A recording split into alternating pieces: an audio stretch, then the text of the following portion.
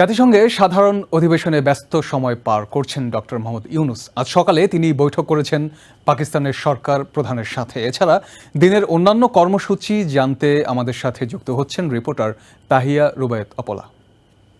ফয়সাল, জাতিসংঘের ৭৯তম সাধারণ অধিবেশন চলছে। আজকের দিনটিও বেশ গুরুত্বপূর্ণ। ঠিক সকাল ৯টায় G20-ভুক্ত যে সদস্য দেশগুলো রয়েছে তাদের পররাষ্ট্র পর্যায়ের যে বৈঠক, সেই বৈঠকের মধ্য দিয়ে আজকের দিনের কার্যক্রম শুরু হয় এবং দিনব্যাপী অনেকগুলো কার্যক্রম রয়েছে।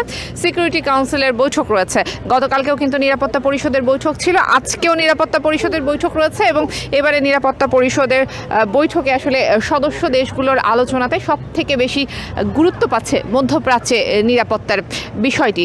এবং জাতিসংঘ সদর দপ্তরের সামনের পরিস্থিতি যদি আমি একটু আপনাকে দেখাই, যে এখানেও কিন্তু আসলে কয়েক স্তরের নিরাপত্তা ব্যবস্থা কিন্তু নেওয়া হয়েছে, যেহেতু বিশ্বের বিভিন্ন দেশের প্রতিনিধিরা আসছেন, রাষ্ট্রপ্রধানরা আসছেন, তাদের নিরাপত্তার বিষয়টিও কিন্তু নিশ্চিত করা হচ্ছে। আমি যদি বাংলাদেশের প্রধান উপদেষ্টা ডক্টর ইউনূসের কার্যক্রম সম্পর্কে বলি, আজকে বেশ কয়েকটি দাতা সংস্থার সাথে তার বৈঠক করার কথা রয়েছে। এর মধ্যে তিনি বেশ কয়েকটি বৈঠক করেছেন। সকালবেলা তিনি পাকিস্তানের প্রধানমন্ত্রীর সাথে একটি দ্বিপাক্ষিক বৈঠকে অংশ নেন।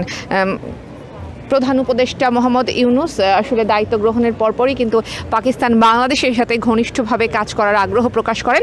আজকেও কিন্তু আসলে বৈঠকে সেই ধরনের কথাই হয়েছে। পাশাপাশি দুই দেশের স্বার্থ সংশ্লিষ্ট নানাবিধ বিষয় কিন্তু উঠে এসেছে।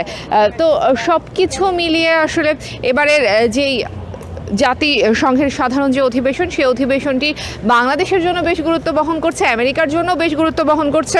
আমেরিকার জন্য এই অর্থে গুরুত্ব বহন করছে, প্রেসিডেন্ট জো বাইডেনের এবারই শেষবারের মতো অংশগ্রহণ। সেই ক্ষেত্রে আসলে ডেমোক্রেটিক দলের পক্ষ থেকে কী ধরনের রূপরেখা দেওয়া হচ্ছে সামনের দিনগুলোতে, পুরো বিশ্বব্যাপী শান্তি প্রতিষ্ঠার বাণী আসলে কতটা শক্তভাবে দেওয়া হচ্ছে, কি বার্তা দেওয়া হচ্ছে, সেগুলো যেরকম গুরুত্বপূর্ণ। অপরদিকে বাংলাদেশের ক্ষমতা বদলের পর প্রধান উপদেষ্টার এই প্রথম অংশগ্রহণ বিশ্বমঞ্চে, বাংলাদেশ সের নতুন যে পরিবর্তিত রূপ, সেই পরিবর্তিত রূপ বিশ্বমঞ্চে প্রথমবারের মতো। সেখানে আসলে অন্যান্য আন্তর্জাতিক যে সম্প্রদায় রয়েছেন তারা কিভাবে বিষয়টিকে দেখছেন, তারা কি বলছেন।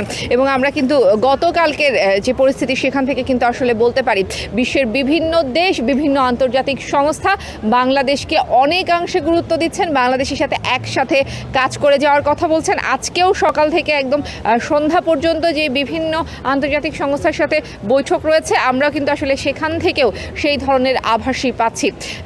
জাতিসংঘের মহাসচিবের গতকালকে যে সংবর্ধনা ছিল, সেই সংবর্ধনাতেও প্রধান উপদেষ্টা প্রফেসর ডক্টর মোহাম্মদ ইউনূস যুক্ত হয়েছিলেন। সেখানেও কিন্তু আমরা এক ধরনের আশার আলো, এক ধরনের ইতিবাচক বার্তা পাই। সব কিছু মিলিয়ে এই ছিল আমার কাছে সবশেষ তথ্য। নিউ ইয়র্ক থেকে সম্প্রচারিত TVN 24 টেলিভিশন বিশ্বজুড়ে বাঙালির কণ্ঠস্বর।